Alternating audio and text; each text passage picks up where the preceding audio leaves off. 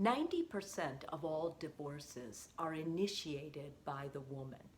And when you hear that statistic, you go, oh my God, like, really? Because we all know stories of friends that, it sounds like the guy was out and cheated or something. But the person who usually makes the decision is the woman.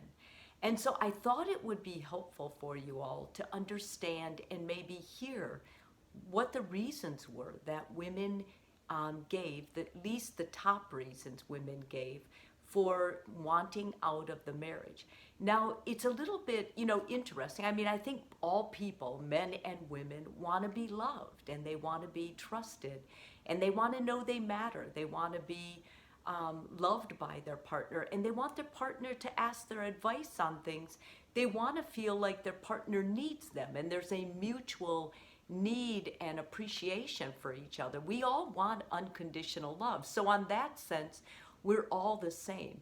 But when women get married, it's a little bit different, I think, because women are basically, the relationship is everything to a woman. I mean, even when she goes back to work, what's important for the majority of women is the relationship. It feeds them. It feeds all the other areas of their life. And I think to a certain extent in my work with men, that's true. But men are able to double focus. Like, guys are able to still put a lot of focus and attention to their work, even if things aren't always going well at home. Women have a lot more trouble with that. So I think and women bear the children, and I think that's part of the reason, or several of the reasons, that women do finally give for, I can't stay in this marriage anymore. But I wanted to go through this list because I think it'll be helpful for you. Okay, so the list is infidelity. That was the number one thing. If they feel like their partner, and there's more ways to betray your partner than in the bedroom, and that's an important point to remember. Incompatibility, if they just feel like there's no way their partner will negotiate with them, work with them, and they can't get along.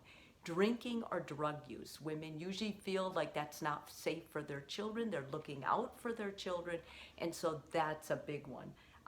They grew apart. When women say they grew apart, that usually means the intimate connection, the emotional connection was not there or went away. It was no longer nurtured, and that more than anything, I think, will make women unhappy in marriage.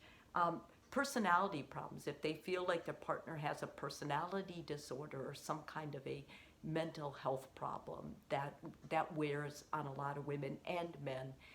But I think women are more able to see it like, I can't stay in this. A lack of communication. Once again, we're going for the emotional connection here. Communication is your ability to be vulnerable and to be honest in the relationship. Any kind of physical, sexual, or mental abuse. And that's the one that I 100% agree. In fact, I probably would have put that as number one.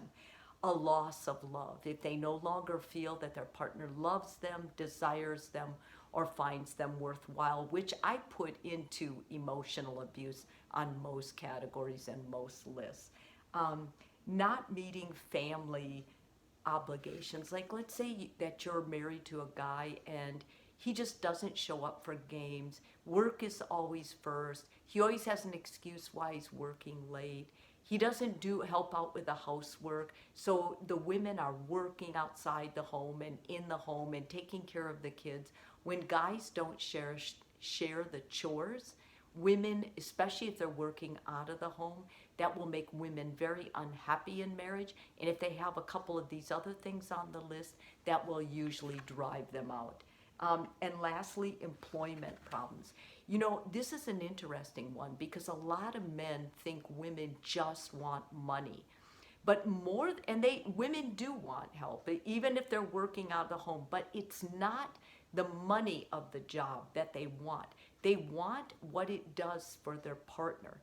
When a man is working, he usually feels good about himself. He's getting some kudos for that because it makes him feel like he's doing what he was taught to do from his infant stage on, provide for his family. I mean, that's a staple. And when he's out of work, he gets depressed. He usually is not kind to himself. He doesn't do things that are going to make him healthier. In fact, it's usually the opposite. He'll go out drinking, he'll go out with buddies who give him bad advisement. And so in those situations, I think more than the not contributing to money, he not only doesn't do that, but it's a way his personality changes, his whole being. And also when men are out of work, it's very common for them to get depressed and they don't help take care of the kids. And if you're depressed, you won't help out with chores or anything else at home.